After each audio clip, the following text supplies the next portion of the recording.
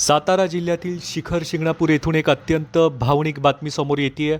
गायरान गावठाण परिसरातील सुमारे 540 कुटुंब अतिक्रमण कारवाईमुळे अक्षरशः उघड्यावर येण्याच्या मार्गावर आहेत. घर, संसार, भविष्य सगळं काही एका क्षणात हिरावून घेतलं जात असल्याची भावना या कुटुंबाच्या चेहऱ्यावर स्पष्टपणे दिसून येत होती. आम्हाला न्याय देणार कोण हा एकच प्रश्न सध्या या बाधित कुटुंबाच्या डोळ्यात आणि मनात घर करून आहे. अशा कठीण परिस्थितीत नेहमीच सर्वसामान्यांच्या मदतीला धावून जाणारे सातारा जिल्हा बँकेचे संचालक माननीय शेखरभाऊ गोरे थेट बाधितांच्या भेटीला पोचले. या 540 कुटुंबाची प्रत्यक्ष भेट घेऊन त्यांच्या वेदना त्यांनी ऐकून घेतल्या आणि त्यांना मोठा दिलासा दिला.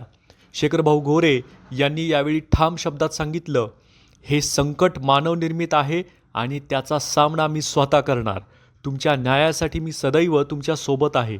गरज पडली तर रस्त्यावर उतरून सुद्धा मी लढाई तुमच्यासोबत लढेल असं आश्वासन त्यांनी या कुटुंबांना दिलं.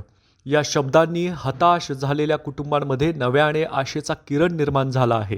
अवघड प्रसंगातही जनतेच्या हक्केला धावून जाणारा नेता अशी ओळख शेखरभाऊ गोरे यांनी पुन्हा एकदा प्रत्यक्ष कृतीतून सिद्ध केली आहे.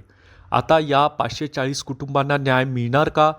प्रशासन या प्रकरणात काय भूमिका घेणार यावर सगळ्यांचंच लक्ष लागून राहिलं आहे.